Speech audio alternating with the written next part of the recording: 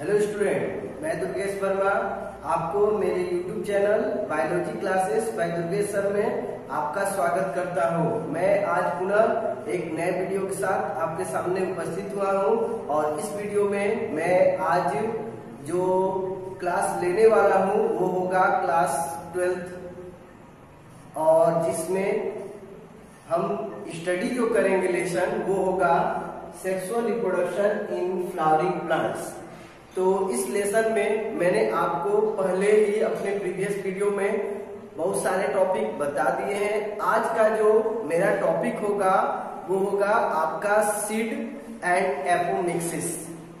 पहले हम लोग सीड के बारे में डिटेल स्टडी करेंगे, उसके बाद एक प्रोसेस है एपोमिक्सिस, उसके बारे में हम डिस्कस करेंगे और ये दोनों जब टॉपिक हम डिस्कस कर लेंगे तो उसके बाद हमारा एक दो और टॉपिक बाकी रहेगा, जिसके बाद लेसन फिनिश हो जाएगा। तो मैं आशा करता हूं कि अभी तक जितना भी मैंने टॉपिक आपसे डिस्कस किया है वो क्लियरली आपको समझ में आया होगा और आगे भी सभी टॉपिक क्लियर होते जाएंगे। मैं इसी आशा के साथ आज का टॉपिक स्टार्ट करने जा रहा हूं। आपसे एक रिक्वेस्ट है कि आप मेरे वीडियो को लाइक, शेयर और सब्सक्राइब करना न भूलें, जिससे जो भी मैं वीडियो बनाऊं उसका नोटिफिकेशन आपको जरूर मिले और जो भी नए यूजर होंगे वो सबसे पहले सब्सक्राइब ऑप्शन पर जाकर उसको क्लिक करके बेल का आइकन भी क्लिक कर दीजिएगा, जिससे आपको भी मेरा जो भी वीडियो बनेगा वो आपको तुरंत उसका नोटिफिकेशन मिलेगा। तो चलिए इसी आशा के साथ टॉपिक को स्टार्ट किया जाए और टॉपिक है हम लोग का सीड। मैंने अपने प्रीवियस वीडियो में सीड के बारे में बताया था आपको, उससे आगे हम लोग डिस्कस करेंगे। तो हमने आपको बताया था सीड का definition. Seed is the modified form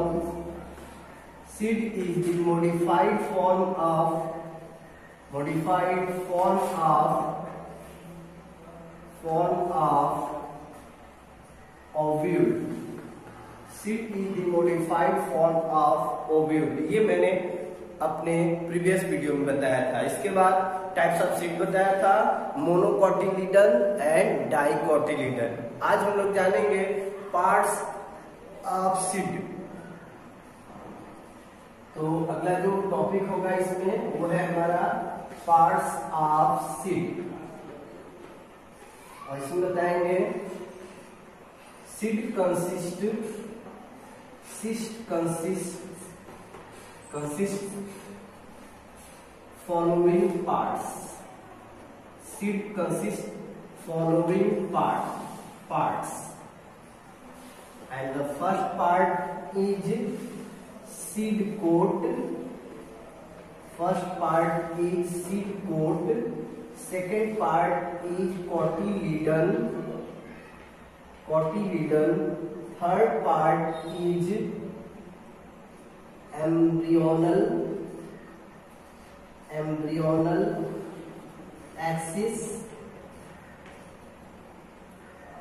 embryonal axis and also some other part like an scar।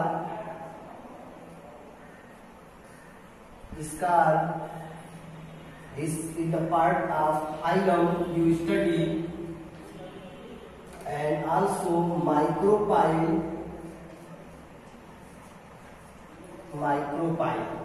तो ये सभी पार्ट होते हैं जो हमारे सीड में फाउंड होते हैं मेनली। तो इसमें से सबसे फर्स्ट पार्ट होता है सीड कोट, जो मैंने आपको प्रीवियस वीडियो में भी बताया है। थोड़ा सा एक सभी के बारे में मैं बता दूं सीड कोट के बारे में। फर्स्टली हम लोग जान लें seed coat.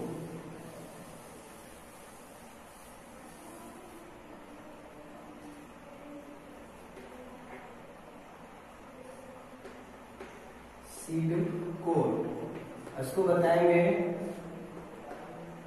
It is the covering of seed.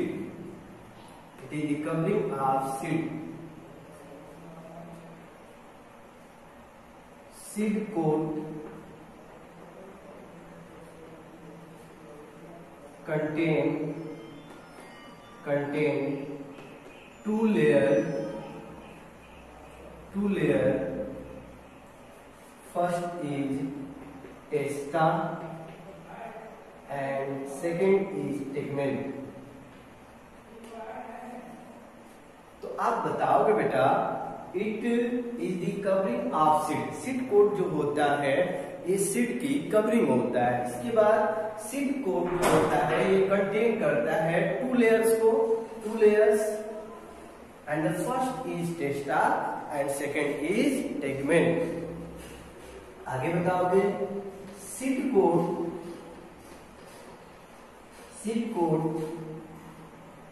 Is the modified form.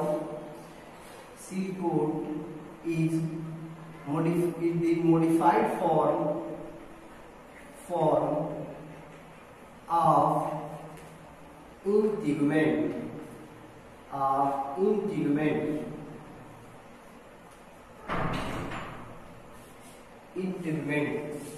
of ovule. Seed जो होता है यह मॉडिफाइड फॉर्म होता है of integument of ovule. Ovule का जो इंटीग्यूमेंट होता है उसका मॉडिफाइड फॉर्म जो होता है वो होता है आपका सीड कोट. तो क्लियर हो गया. इसके बाद आप समझ ही सकते हैं, टेस्टा इज द आउटर कोट और outer layer, and tegmen outer है बेटा, outer coat, and tegment is inner coat. ये हो जाएगा. ठीक है. तो ये जो outer coat, inner coat, outer layer, inner layer जो हमारे सीड का कोट का होता है उसमें फर्स्ट होता है आपका टेस्टा और सेकंड पार्ट जो होता है बेटा वो होता है टेगमेंट. तो मैं आशा करता हूँ यहाँ तक आपको क्लियर हो गया. अब इसके बाद नेक्स्ट जो पार्ट है वह है आपका कोटिलीडन.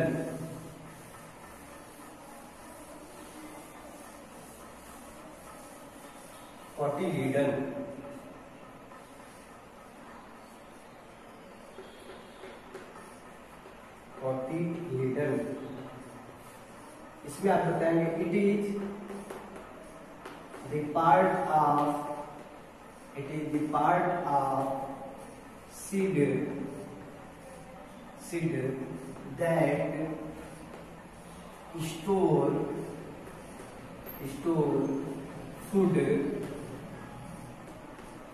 store food for germination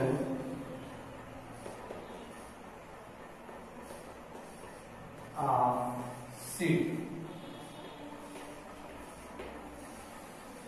याद रखिएगा बेटा, it is the part of seed.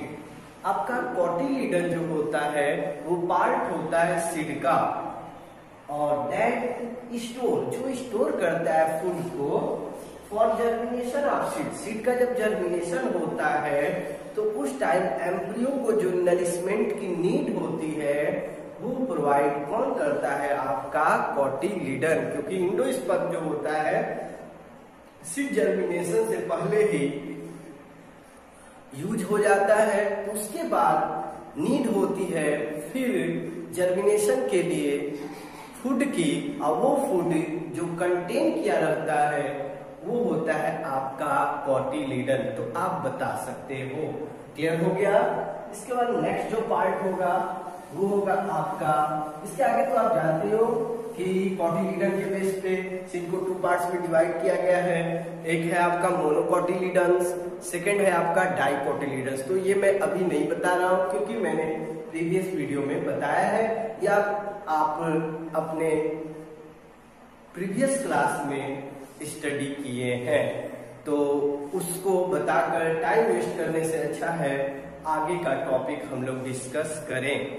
तो आगे के टॉपिक में हमारा होगा embryonal axis.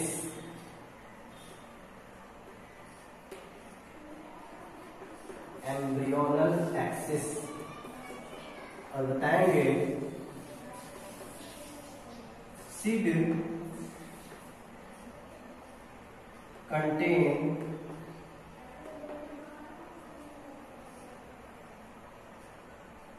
embryo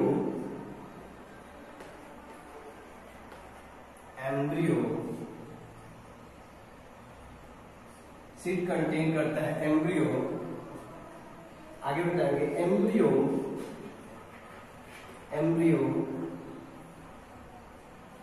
found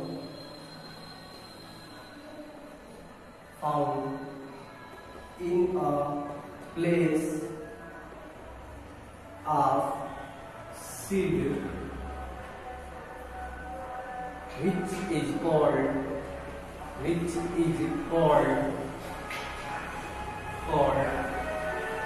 embryonal axis। आगे बताएंगे embryonal axis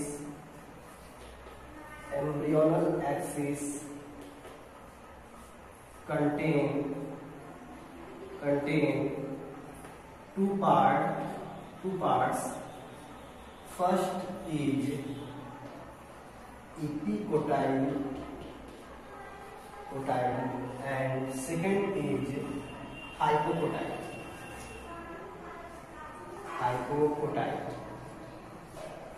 एपिकोटाइल जो होता है ये फर्दर प्लीम्यूल का फॉर्मेशन करता है और हाइपोकोटाइल जो होता है ये आपके रेडिकल का फॉर्मेशन करता है। तो याद रखना बेटा, एम्ब्रियोनल एक्सिस जो है वह एक प्लेस है जो सीड में फाउंड होता है, जहां पर embryo, that place is called as embryonal axis and the embryonal axis have two part. First is the epicotyle and second is the hypocotyle। Epicotyle region contain plumule, hypocotyle region contain radical। Plumule further form shoot and radical further form root। तो root का जो formation होता है radical reason से होता है और shoot का स्टेम का जो फॉर्मेशन होता है वो प्लीम्यूल रीजन से होता है। This is the part of seed and this is embryonal axis. Clear. अब इसके बाद नेक्स्ट जो हम लोग डिस्कस करेंगे वो होगा हमारा scar.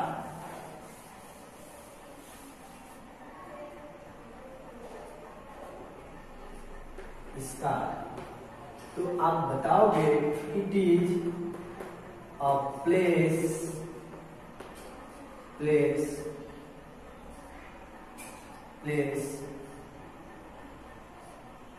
of seed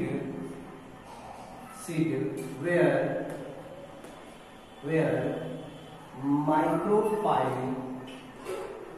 micropyle found. यह एक प्लेस होता है बेटा जहां पर माइक्रोपाइल फाउंड होता है। Scar is the part of hilum. Hilum का ये पार्ट होता है। ओव्यूल के टाइम आपका हाइलम रहता है और जब सीड का फॉर्मेशन होता है तो हाइलम ही मॉडिफाइड हो जाता है, हाइलम ही फॉर्म कर जाता है किसका, स्कार का। तो ये आप बता सकते हो। क्लियर हो गया। तो ये है स्कार के बारे में। अगर नॉर्मली अगर बात करें तो अगर मान लो कि ये बीन का सीड है तो बीन के सीड में आप देखोगे ये वाला जो पोर्शन होता है व्हाइट कलर का पोर्शन जो लेयर के फॉर्म में होता है ये होता है बेटा स्कार।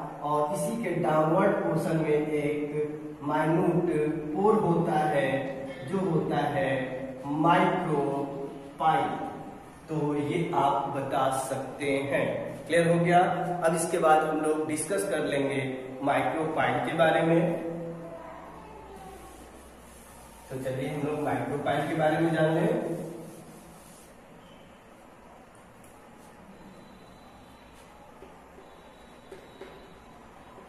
माइक्रोपाइल और बेटा नेम से ही क्लियर है, micro means small and piles related to pour.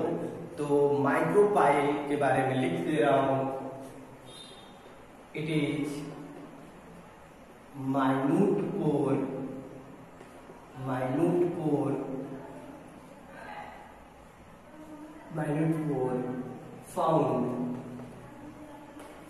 found in seed. यह एक माइन्यूट पोर होता है जो सीड में फाउंड होता है।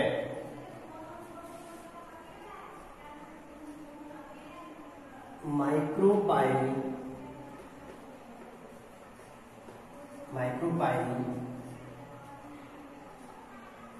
पोर यूज in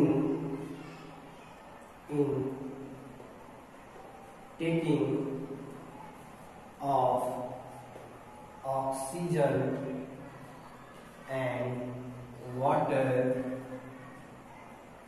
और माइक्रोपाइल जो पोर होता है इसका यूज होता है क्या करने में, सिर्फ किसमें यूज करता है, तो ऑक्सीजन को लेने में और वाटर को लेने में, and help in seed germination,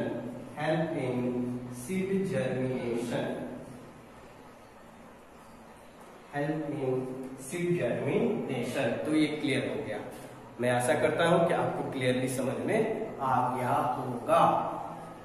अब इसके बाद हम लोग जो नेक्स्ट डिस्कस करेंगे वो है पेरिकार्प के बारे में, जो कि मैं पहले ही बता चुका हूं, लेकिन फिर भी मैं आपको बता रहा हूं। और इसके साथ एक और पार्ट बाकी रह गया बेटा, जो छूट रहा था, वो मैं आपको बता दूं। आपके एनसीईआरटी में मेंशन किया है पेरिस्पर्म। तो पेरिस्पर्म के बारे में बताइएगा। It is the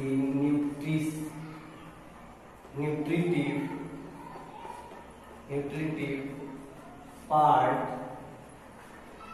of seed that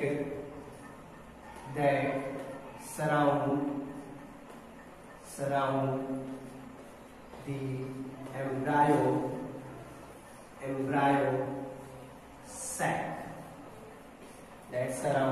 the embryo sac।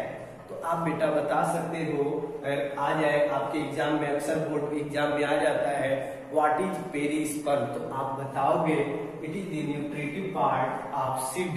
या सीड का न्यूट्रिटिव पार्ट होता है that surround the embryo sac, जो एम्ब्रियो सैक को सराउंड करता है, ये बता लोगे। And it is form from nucellus.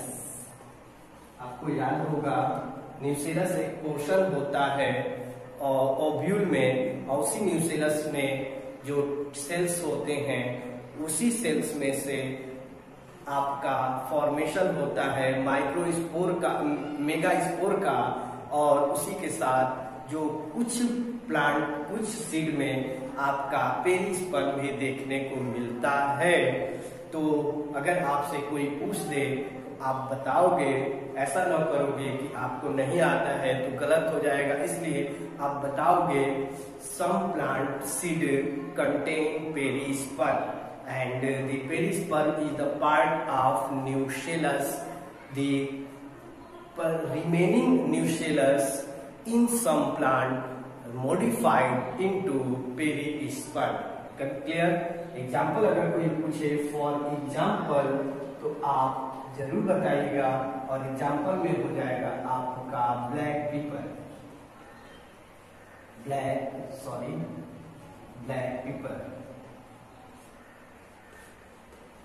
Paper जो होता है, आप हिंदी में कहें काली मिर्च, तो उसमें आपको ये ऐसा देखने को मिलेगा। आप नेट पर भी सर्च करके देख सकते हो कि सर हमें पेरिस्पर्म जो बता रहे हैं ये पार्ट क्या होता है, और क्या इसका यूज होता है, सब कुछ आपको मिल जाएगा, मैं आपको बता दिया। क्लियर। अब इसके बाद एक पार्ट है पेरिकार्प, वो भी हम लोग जान लें।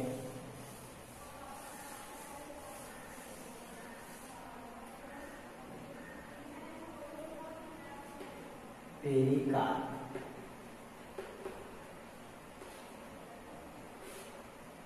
तो बताएंगे the wall of ovary, the wall of ovary, ovary for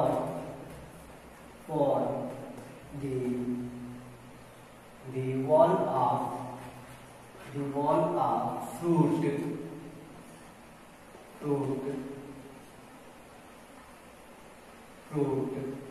is called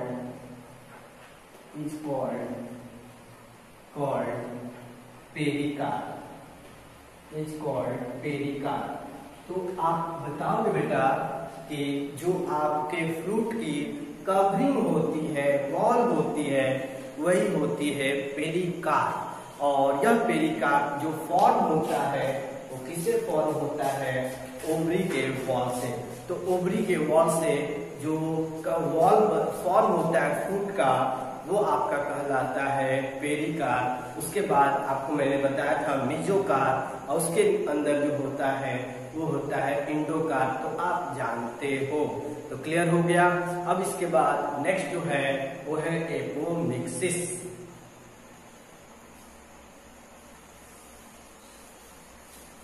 इसके बाद आपका नेक्स्ट जो है वो है एपोमिक्सिस। तो आप देख सकते हैं एपोमिक्सिस, इसमें 2 वर्ड मेडअप है, एक है आपका एपो और सेकंड है आपका मिक्सिस। और apo related to away and mixis related to fuse और फ्यूजन, इसको आप बोल सकते हैं, ठीक ना। और इंटरमिक्स, तो आप बताओगे यार एपोमिक्सिस नेम क्लियर कर रहा है अवे फ्यूज, और अवे फ्यूज का मतलब रिप्रोडक्शन में आप जानते हो यार, फ्यूज होने का मतलब होता है male gamete fuse with female gamete and this process is called as fertilization. आपको याद होगा। तो आपका एपोमिक्सिस जो होता है और फर्टिलाइजेशन किस रिप्रोडक्शन का पार्ट होता है, सेक्सुअल रिप्रोडक्शन का पार्ट होता है। But in case of apomixis without sexual reproduction, without fertilization, without fusion of gametes, formation of seed is called as apomixis। तो वही बातें हैं यार, apomixis, apo means away and mixes means fuse. तो आप बता सकते हो व्हाट इज एपोमिक्सिस। तो when without fusion of gamete, without fertilization, seed is formed is called as apomixis, and it is remove the sexual reproduction or protect or stop the sexual reproduction and promote the asexual reproduction or show the character of asexual reproduction। तो यहाँ पर asexual reproduction जैसा character होता है, लेकिन फिर भी seed का फॉर्मेशन होता है। तो इस तरीके का जो रिप्रोडक्शन होता है वो आपका एपोमिक्सिस के नेम से जाना जाता है। तो आप बताना, क्लियर हो गया। और एग्जाम्पल जो दोगे आप लोग वो हो जाएगा साइट्रस, ठीक ना। साइट्रस जो ग्रुप में लेमन जो आता है आपका, तो उन सभी में जो सीड होता है उसका फॉर्मेशन जो होता है वो किस प्रोसेस से होता है, तो आप बताओगे एपोमिक्सिस से। तो उसमें सीड का फॉर्मेशन एपोमिक्सिस। तो क्लियर हो गया, आप डिफाइन कर लोगे। Apomixis is the process where without sexual reproduction formation of seed is called apomixis. तो मैं आशा करता हूं कि आपको क्लियरली समझ में आ गया होगा। तो मैं इसी आशा के साथ यहीं पर अपने लेक्चर को फिनिश कर रहा हूँ। अगले वीडियो में मैं आगे के टॉपिक आपसे डिस्कस करूंगा। Okay, thank you.